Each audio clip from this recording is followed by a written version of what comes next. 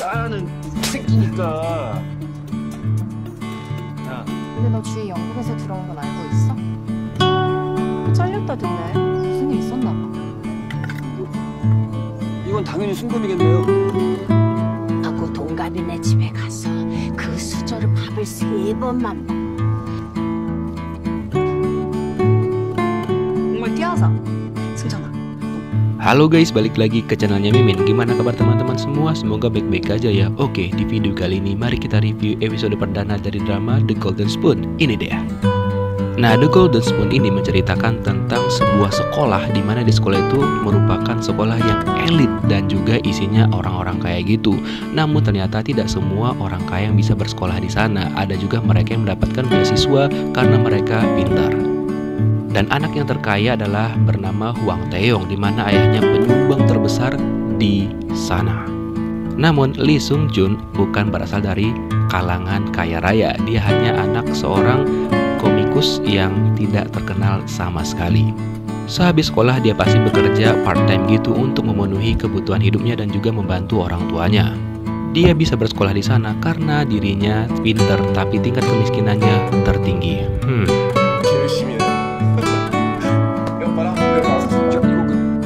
Namun masa sekolahnya tidak seburuk itu karena dia memiliki seorang teman ataupun sahabat yang bernama Jin Suk, di mana mereka berdua ini udah sangat-sangat deket banget.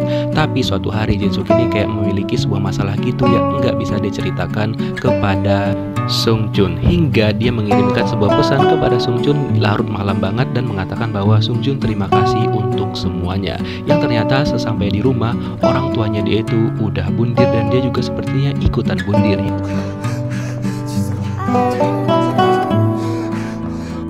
Dan ketika mengetahui kabar itu, Sung Jun langsung berlari ke rumah sahabatnya itu untuk memastikan apakah semuanya benar. Dan ketika dia lihat, ternyata memang sahabatnya itu sudah tidak bernyawa lagi. Dan dia pun nangis sejadi-jadinya.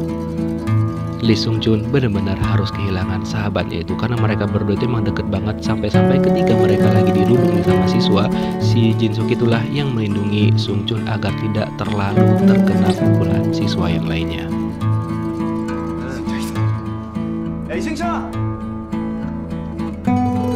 Hingga setelah Lee Sung Jun selesai ngelayat, tiba-tiba aja dong ada temennya 3 orang yang selalu gangguin mereka yang bernama Park Jang Gun dan teman-temannya memanggil Lee Sung Jun. Dan ternyata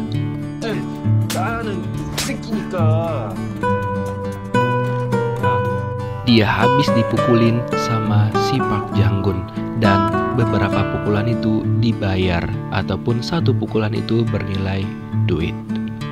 Kemudian ketika Hwang Taeyong melihat kejadian itu, dia meminta kepada Park Jang Gun untuk menghentikannya karena itu perbuatan yang sangat tidak baik. Nah, di sini sikap Hwang Taeyong ini masih baik ya. Kita nggak tahu apakah karakternya nantinya bakal beneran baik atau ada sesuatu yang dia sembunyikan. Setelah mereka pergi, Lee Sung Jun mengambil uang yang diberikan oleh Park Jang Gun kepadanya karena Park Jang Gun sudah memukulnya beberapa kali, dan itulah yang dia dapatkan. Dan ketika ayah Hwang Taeyong melihatnya berbicara dengan si Lee Sung Jun, ayahnya tidak setuju karena kalau misalkan anaknya ini pengen berteman dengan orang lain, setidaknya mereka harus setara. Jadi emang nggak diizinkan berteman dengan kalangan rakyat jelata. Wah, intinya nggak sekelas gitulah teman-teman.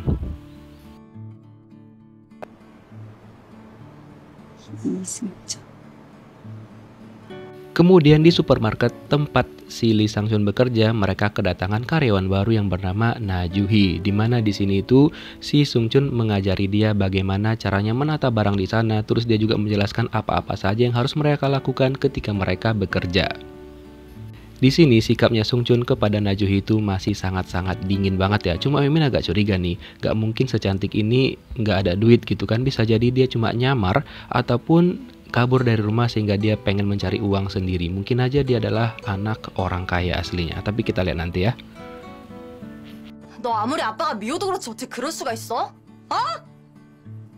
Sementara itu keluarganya Lee Sung Jun itu terdiri dari ayahnya, ibunya, dan juga kakaknya. Dan mereka pun sebenarnya nggak harmonis-harmonis banget ya. Apalagi ayahnya Sung Jun ini kayak nggak ada kerjaan gitu. Ayahnya seorang penulis webtoon tapi sama sekali belum pernah diterbitkan gitu webtoonnya. Walaupun begitu, ayahnya Sung Chun ini tetap nggak nyerah untuk menulis webtoon karangannya sendiri. Dan ternyata tulisan dia itu disukain dong sama si Hwang Taeyong, dimana Taeyong ini suka banget baca webtoon karya ayahnya si Lee Sung Chun. Namun ternyata dirinya itu nggak diizinkan oleh ayahnya untuk membaca webtoon. Dan ketika itu ketahuanlah dia sama ayahnya ketika si Hwang Taeyong ini lagi baca webtoon dan gak bisa ngelak lagi. Dan ketika dia memberikan laporan kepada ayahnya mengenai perusahaan mereka, ternyata laporan itu kurang disukain sama ayahnya dan dia pun langsung kena skakmat. Karena dia udah disiapkan untuk menjadi pewaris perusahaan keluarganya, jadi dia harus benar-benar ekstra gitu untuk mempelajari semuanya. Keesokan harinya, ketika Lee Sung Chun dalam perjalanan ingin bertemu dengan Park Jang Gun memberikan tugas yang udah diberikan kepadanya, dia tiba-tiba bertemu dengan seorang nenek di mana nenek itu kayak menjual barang-barang antik gitu. Dan ketika itulah dia kayak tertarik gitu dengan ini. 이건 당연히 순금이겠네요.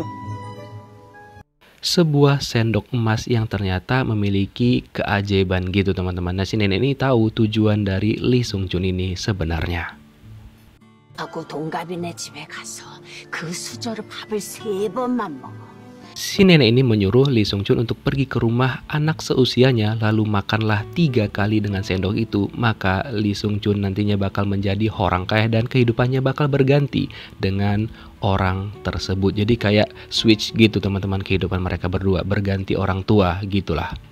Namun segala sesuatu yang dikerjakan itu pasti bakal ada konsekuensinya dan Lee Sung Chun harus siap menerima itu semua. Setelah itu kebetulan nih dia pengen bertemu dengan Park Jang Gun yang lagi ada di rumahnya si Hwang Taeyong. Dia memberikan tugas yang sudah diselesaikannya milik Park Jang Gun. Setelah itu Park Jang Gun langsung membayar si Lee Sung Chun di sana di depan teman-temannya. Itu kayaknya pasti malu banget sih. Tapi ya dia butuh duit, gimana lagi kan? Dan yang sangat mengejutkan adalah tiba-tiba aja si Hwang Taeyong ini ngajak Lee Sung Chun untuk ikut makan bersama mereka sebelum dia pulang. Ini kesempatan bagus dong menurut si Lee Sung Chun. Dan ketika di meja makan, Hwang Taeyong ini masih terlihat sangat akrab dan juga cukup baik nih perlakuannya kepada si Lee Sung Chun. Namun si Park Jang Gun tetap aja ketus dan mengatakan bahwa sendok yang diberikan kepada si Lee Sung Chun ini harus berbeda dengan mereka. Enggak boleh sendok emas seperti yang mereka dapatkan. Tapi untung aja Lee Sung Chun langsung nyombong dan mengatakan bahwa dirinya membawa sendok sendiri dan itu merupakan sendok emas yang membuat mereka cukup tertegun. Dan itu merupakan kali pertama si Lee Sung Chun menggunakan sendok tersebut dan sesuai dengan keinginannya dia di rumah anak yang seusianya yang memiliki harta yang sangat banyak banget. Dan si nenek pun tersadar kalau Sung Chun sudah langsung menggunakan trik tersebut. Dan sesampainya di rumah dia masih bingung nih dengan perkataan dari si nenek itu. Apakah benar kalau dia makan 3 kali di rumah orang yang seusianya dia bakal menjadi kaya raya? Dia masih penasaran dengan hal tersebut. 너 좀 안다? 너만 괜찮으면 내가 좀 도와줄까? Keesokan harinya dia mulai mendekati si Hwang Taeyong, di mana dia memulai dengan mencoba membantu Hwang Taeyong menyelesaikan pekerjaan-pekerjaan yang diberikan oleh ayahnya, yaitu membuat laporan tentang perusahaannya. Dan si trio ini mereka kaget karena melihat si Hwang Taeyong dan juga Lee Sung Chun tiba-tiba sangat dekat dan juga sering berdiskusi belakangan ini, dan mereka pun terlihat seperti bestie gitulah. Dan ketika Hwang Taeyong memberikan laporan itu kepada ayahnya pertama kali langsung memujinya. Dia pun langsung seneng banget dong, dan setelah itulah hubungannya dengan si Lee Sung Chun menjadi sangat-sangat dekat dan mereka berdua pun sering keluar karena ya sekalian Lee Sung Chun ngebantu dia untuk menyelesaikan laporan-laporan yang diberikan oleh ayahnya. Dan gak lupa Hwang Taeyong memberikan kiriman uang yang cukup besar banget untuk bayaran si Lee Sung Chun. 주위 영국에서 들어온 건 알고 있어? 학교 잘렸다던데 무슨 일 있었나 봐. Sementara itu, Oh Hyo Jin ini kayaknya suka sama si Taeyong, dimana mereka berdua itu satu kelas dan juga cukup dekat. Tapi sepertinya Taeyong ini nggak suka dengan si Hyo Jin. Dia kayaknya suka dengan si Najuhi. Nah benar dong tebakan Mimin tadi kan, kalau Najuhi itu kayaknya cuma nyamar aja. Dia pura-pura bekerja di supermarket, tapi sebenarnya dia adalah orang kaya. Menarik. 근데 너 서울 제일고 다녔어? 거기 공부 엄청 잘하는 애들만 다닌대잖아. 공부 잘하고 돈 엄청 Sementara itu Najuhi kaget dong ketika tahu bahwa Lee Sung Chun ini bersekolah di tempat yang elit gitu. Walaupun sebenarnya dia bukan berasal dari kalangan orang kaya. Dan ketika temennya Lee Sung Chun datang, si Najuhi ini kepo yang ternyata dia kenal dengan Hwang Tae-yong. So bisa jadi dia sama Hwang Tae-yong ini mungkin teman masa kecil. Ataupun bagaimana, nanti kita lihat bagaimanakah sebenarnya hubungan Najuhi dengan Hwang Tae-yong. Kemudian di sini Hwang Tae-yong mengatakan kepada si Lee Sung Chun bahwa dia menganggap Lee Sung Chun itu sebagai temannya dia. Dan dia pun kayak iri banget dengan kehidupannya Lee Sung Chun yang bisa sesuka hatinya mau baca webtoon, mau ngapa-ngapain aja, nggak ada yang mengatur dirinya. Ya begitulah manusia guys, kadang-kadang tidak bersyukur, ya kan? Dan di sini kita juga tahu bahwa ternyata emaknya si Hwang Tae-yong ini mungkin udah meninggal atau bercerai dengan ayahnya, karena inilah foto emak aslinya dia. Jadi yang sekarang itu kayaknya emak tirinya. 아까 너 낮에 찾아온 애 말이야. 너 걔랑 친구야? 친구? Kemudian si Najuhi kayak kepo nih kepada Lee Sung Chun, kira-kira apakah hubungannya dengan si Hwang Tae-yong, apakah mereka berdua berteman ataupun tidak. Lalu si Lee Sung Chun mengatakan ya nggak mungkin lah, itu kan ya orang kaya, nggak mungkin dia mau berteman dengan Lee Sung Chun. Najuhi pun kayak memberikan perhatian gitu kepada Sung Chun yang membuat dia agak tertegun. Lalu dia bertanya apakah cita-cita Lee Sung Chun. Lalu Sung Chun mengatakan dengan tegas dia pengen menjadi orang kaya. Ya simpel aja, karena dia pengen bisa melakukan apapun dengan uang. Gitulah, pokoknya apapun yang ditanyakan padanya impiannya adalah menjadi orang kaya. Keesokan paginya Lee Sung Chun ternyata masuk kelas unggulan gitu, dan namanya pun berada di urutan nama-nama orang-orang yang ada di kelas itu. Tapi ternyata nama Park Jang-gun enggak masuk, dan dia pun marah banget kepada si Lee Sung Chun. Alhasil dia langsung ngerudung si Lee Sung Chun dan langsung menyuruh Sung Chun untuk keluar dari kelas elang itu. Tapi Lee Sung Chun dengan tegas mengatakan bahwa dia enggak mau. Tapi setelah itu ya kita tahu apa yang terjadi kepadanya. Lee Sung Chun langsung dirudung oleh mereka semua. Tapi Sung Chun tetap tegas mengatakan dan juga tetap kepada pendiriannya bahwa dirinya tidak akan pernah keluar dari kelas itu apapun yang terjadi. Namun kekuatan Lee Sung Chun masih kurang untuk menghadapi orang-orang seperti Park Jang-gun. Setelah itu pada malam harinya tiba-tiba aja larut malam dia datang ke rumahnya Hwang Tae-yong dengan beralasan memberikan laporan yang udah ditugaskan Hwang Tae-yong kepadanya. Lalu dia meminta makan dong ke sana, dan itu adalah kali keduanya makan di sana karena dia udah bosan banget hidup menjadi orang miskin. Dan ketika dia pengen makan tiba-tiba aja orang tuanya si Hwang Tae-yong datang dong, dan alhasil ayahnya langsung memberikan tatapan yang sinis banget. Apalagi kan ayahnya bilang, 어?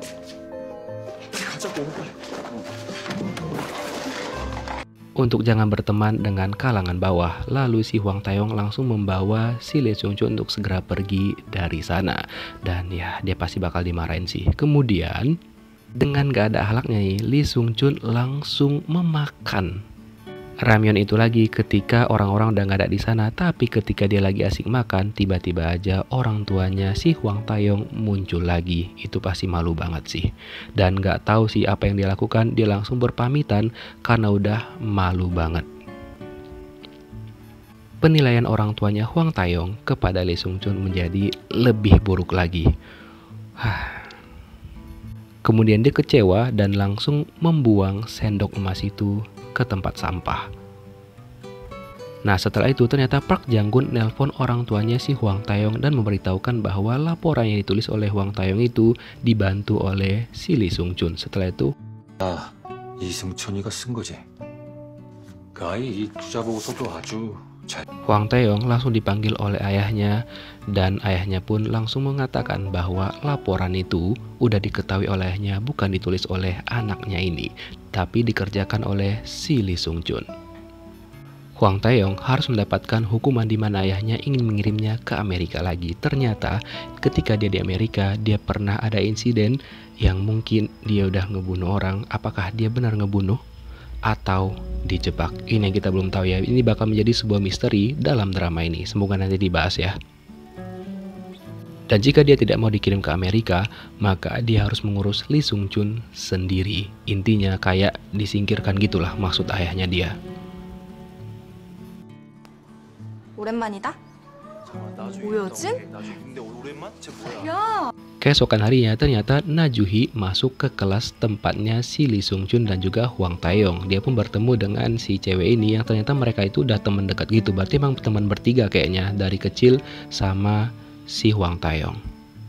Dan ketika dia bertanya kemanakah Lee Sung Chun, ternyata Lee Sung Chun itu harus menghadapi hal yang cukup berat dan mungkin dia bakal dikeluarkan dari sana. Kenapa ya? Ternyata si Hwang Tae-yong menjebak Lee Sung Chun dan mengatakan bahwa Lee Sung Chun udah berusaha memeras dia. Itulah yang dimaksud oleh ayahnya untuk mengurus Lee Sung Chun. Jadi dia membuat drama gitu dengan berbohong dan mengatakan bahwa Lee Sung Chun ini udah memeras dia dengan meminta uang yang sangat banyak kepada dirinya. Lee Sung Chun pun terancam dikeluarkan dari sekolah, lalu ayah Lee Sung Chun meminta maaf kepada keluarganya si Hwang Tae-yong dan meminta untuk memberikan kesempatan lagi kepada anaknya. Ini ayahnya benar-benar berusaha untuk mendapatkan keadilan untuk anak mereka dan rela berlutut di depan si Hwang Tae-yong dan juga orang tuanya. Kemudian pada malam harinya si Lee Sung Chun meminta Hwang Tae-yong untuk bertemu dengan dirinya dan disinilah dia berusaha untuk meminta penjelasan dari si Hwang Tae-yong kenapa dia melakukan itu. Lalu Hwang Tae-yong mengatakan bahwa ya emang dia sengaja berbohong dan itu dia lakukan untuk mengamankan dirinya. Dan ternyata semua percakapan mereka itu direkam oleh si Lee Sung Chun. Dan dia berjanji bakal menyebarkan isi dari rekaman tersebut. Lalu Hwang Tae-yong mengatakan bahwa dia meminta maaf dan memberikan banyak uang kepada Lee Sung Chun. Tapi itu udah gak mempan lagi, Lee Sung Chun bakal tetap menyebarkan rekaman tersebut. Dan terjadilah perkelahian di antara mereka berdua. Dan ketika mereka berdua lagi berantem, tiba-tiba aja si Lee Sung Chun itu hampir jatuh. Dan ketika Hwang Tae-yong berusaha untuk ngebantu Lee Sung Chun, tapi kayaknya dia udah gak kuat dan akhirnya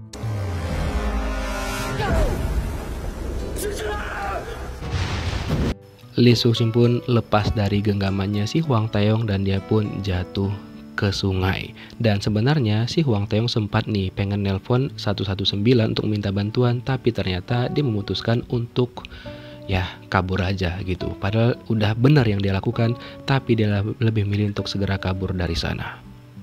Dan di sini si Lee Sung Chun itu udah pasrah banget kalau dia itu kemungkinan bakal koit, tapi ternyata ketika di dalam air tiba-tiba aja muncul sendok emas yang pernah dia pakai dan dia pun bertekad untuk tetap hidup dan juga bakal mengubah nasibnya. Nah, setelah itulah dia berhasil dan keluar dari sana lalu mencoba mencari di manakah sendok emas yang dia buang ketika di tong sampah, dan dia pun langsung menemukan sendok emas itu dan secara tiba-tiba dia pergi ke rumahnya si Hwang Tae-yong. 부탁이에요.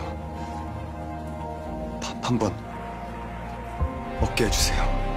Dia meminta makan di sana lagi dan itu adalah ketiga kalinya. Apakah setelah itu dirinya bakal berubah menjadi orang kaya? Kita lihat gimana kelanjutannya di episode 2. Thank you for watching. See you next video guys. Bye bye.